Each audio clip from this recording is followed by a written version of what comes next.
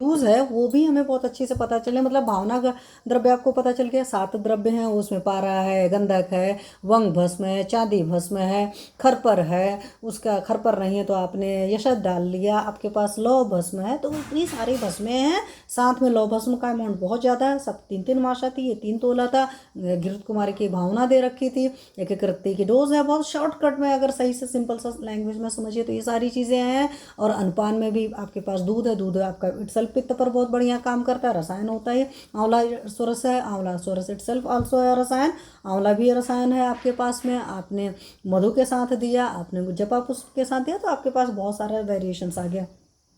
अब अगर उपयोग की बात करें, मैंने पहला ही वर्ड यूज़ किया था प्रदरांतक रस, मतलब प्रदर की अवस्था।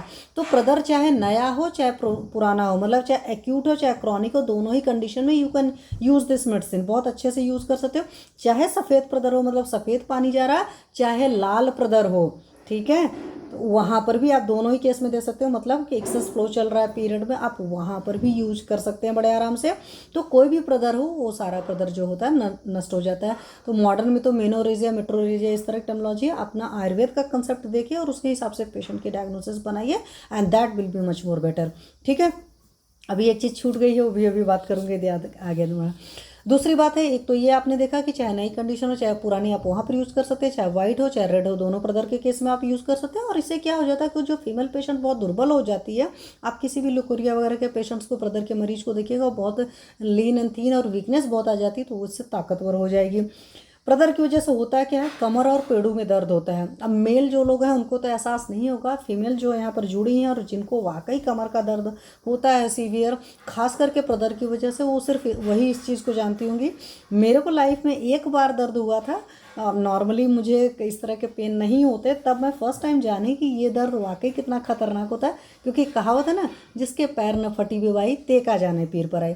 तो जब तक आपको एहसास नहीं होता आप नहीं समझ सकते हो। तो इस वजह से मैं आपको बता रही हूँ कि इसमें काफ़ी सीवियर पेन होता है और बहुत ही इंटेंस टाइप का पेन हो, मतलब इतना इंटेंस होता है ना कि बहुत गुस्सा भी आती है, कुछ समझ में भी नहीं आता क्या करे क्या ना करे। अभी वो सारी चीज़ों के बारे में बात करूँगी, शास्त्र ने सब लिखा है। तो इसकी वजह से कमर और पेड़ों में मान लो दर्द हो रहा है, हाथ पैर के तलवों और आंखों में जलन होती है। एक तरफ दर्द हो रहा है मीन्स वाता संप्राप्ति हो गई, हाथ पैर के तलवों में जलन और आंखों में जलन मीन्स पित्त संप्राप्ति हो गई, और मंद मंद ज्वर बना रहेगा। तो मंद मंद ज्वर हमेशा वात कफज ज्वर होते हैं, अधिकतर कफज ज्वर होते हैं। और भूख नहीं लगना होता मीन्स एक तरीके से समझ लीजिए पूरा त्रिदोषज व्याधि हो जाती है। तो वात पित्त कफ तीनों इसमें दूषित रहते हैं, बट आपको देखने की ज़रूरत है कि उसमें मेजर क्या है, उसके हिसाब से आप अपना अनुपान डिसाइड कर लीजिएगा। इनफर्टिलिटी वगैरह के पेशेंट्स जो हैं, खास करके प्रदर की वजह से, आपने देखा कई बार बहुत सारे पेशेंट्स आते हैं जिनको डिस्चार्ज की प्रॉब्लम रहती है। मेरे पास एक पेशेंट थी और अभी वो मीनोपॉजल एज ग्रुप में घुस गई, और सी इज़ अनमैरिड पेशेंट, मतलब उन्होंने शादी नहीं करी है, बट उनको शुरू से प्रदर वाली बहुत तकलीफ रही थी। तो उनको जब मैं मेडिसिन चलाती थी ठीक हो जाता था, फिर कुछ टाइम बाद नहीं हो पाता था, क्योंकि जो ख्याल रखना होता है कि हमारा मतलब अगर भूख लगे नहीं खाना, ये सब सारी चीज़ों को सही स्ट्रिक्टली फॉलो नहीं कर पाते थे, इसलिए रूट से उनकी वो बीमारी नहीं जा पाती थी। ठीक है, तो गर्भाशय जो है इसकी वजह से जो है आपका सबल हो जाएगा, तो गर्भधारण की क्षमता बढ़ जाएगी। तो यूट्रस के अंदर पावर देने के लिए, खास करके प्रदर की वजह से इनफर्टिलिटी हो रही है, तो उस केस में आप इस चीज़ को बहुत अच्छे से यूज़ कर सकते हैं।